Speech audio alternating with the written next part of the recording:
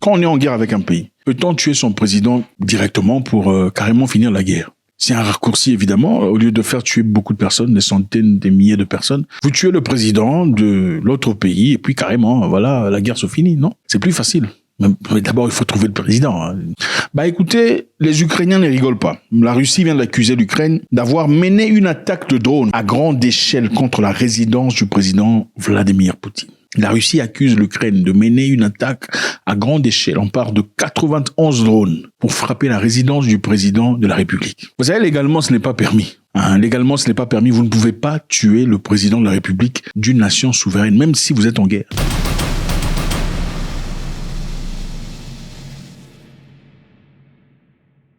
En réalité, même les leaders civils, vous n'avez pas le droit de les tuer. Ça constitue des crimes de guerre et c'est punissable. La Russie accuse l'Ukraine de ces faits. On va essayer de voir ce que ça représente. C'est chaud. Le ministre des Affaires étrangères, Sergei Lavrov, cet homme ici, qui est respecté par beaucoup de personnes en effet, sauf les Ukrainiens évidemment, accuse l'Ukraine d'avoir lancé 91 drones à l'emporter et tous auraient été interceptés par les systèmes de défense aérienne russes, sans dégâts ni victimes signalées. Donc, je vous informe qu'ils ont tiré 91 drones pour détruire la résidence du président de la République et aussi le tuer par la même occasion, évidemment. Mais tout ça a été arrêté par le système de défense russe et nous vous mettons en garde.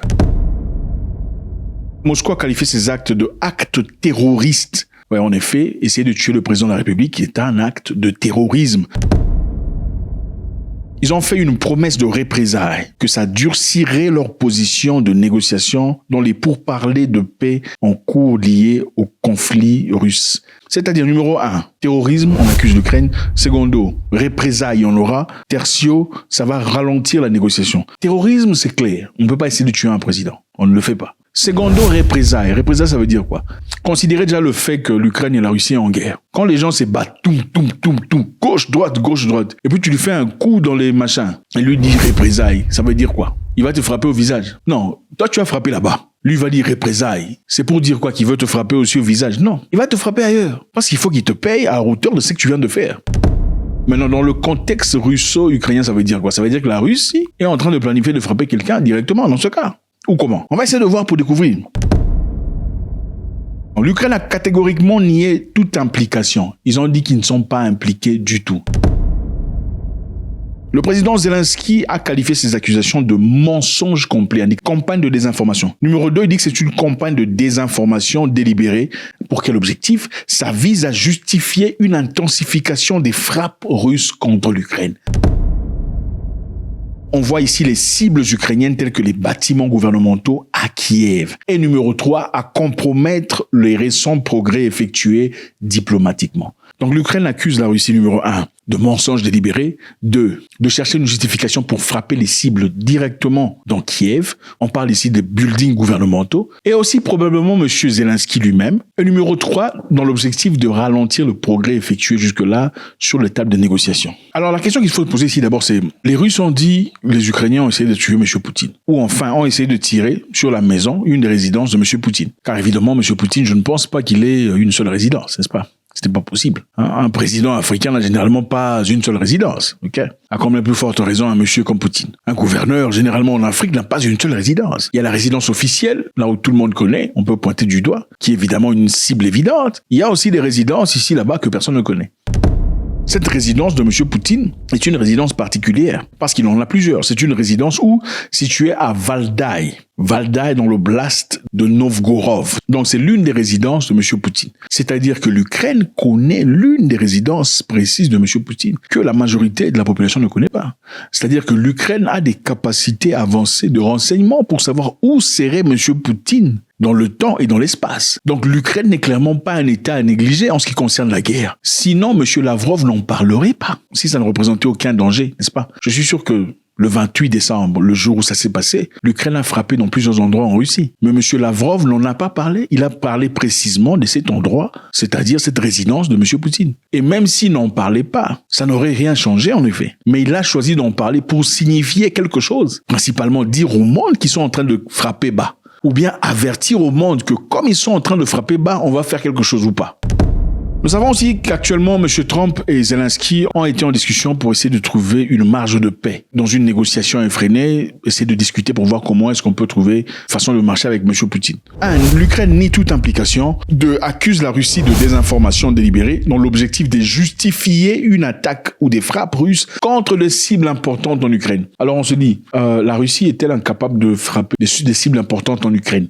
Certainement, ils sont capables. Ont-ils besoin de raisons, de justifications? Peut-être pour tuer Vladimir Zelensky. Ah oui. On va regarder ici un point très essentiel. Les Russes ont dit qu'il y aura représailles. Quelle forme de représailles y aura-t-il? Ça, c'est la question qu'il faut se poser.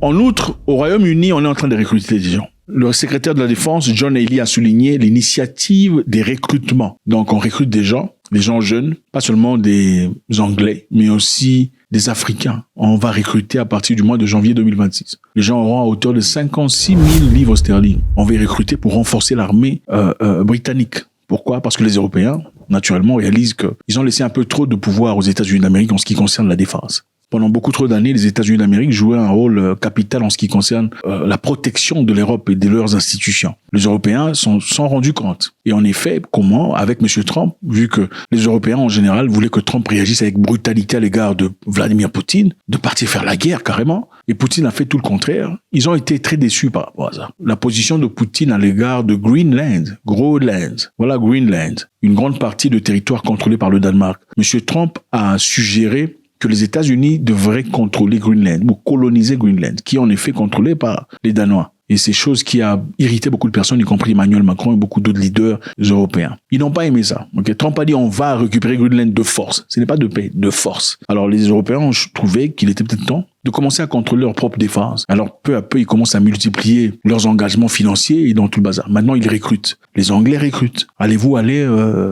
Irez-vous vous faire engager chez les Anglais? Faites-moi savoir ce que vous en pensez. La Russie accuse l'Ukraine d'essayer de tuer Vladimir Poutine en lançant 91 drones à son domicile. Les drones auraient été interceptés par le système de défense. Les Ukrainiens nient catégoriquement ces actions, disant que la Russie essaie de trouver des excuses pour pas trouver la paix. Les Européens demandent des preuves, que la Russie montre des preuves satellitaires, des images démontrant qu'il y avait une attaque. Pensez-vous que M. Lavrov aurait une raison de dire que l'Ukraine a tenté de détruire la résidence de M. Poutine? Quand vous dites que l'Ukraine a tenté de frapper la résidence du président de la République, vous êtes en train d'envoyer un message clair au reste du monde, à ceux qui sont plus puissants que l'Ukraine, que la résidence du président de la République est une cible atteignable. Si l'Ukraine a essayé, il n'a peut-être pas pu l'atteindre. Pensez-vous que l'Angleterre pourra rater la cible? Point d'interrogation. Pourquoi ne pas garder ça secret? Pour ne pas montrer qu'il y a une possibilité de frapper ou d'atteindre la résidence du président de la République. Pensez-vous que M. Lavrov le ferait avec tout ce qu'il a comme capacité? Ou bien, s'il le dit, il le dit réellement pour une raison qui est claire. La raison, c'est de faire une représaille vraie contre l'Ukraine.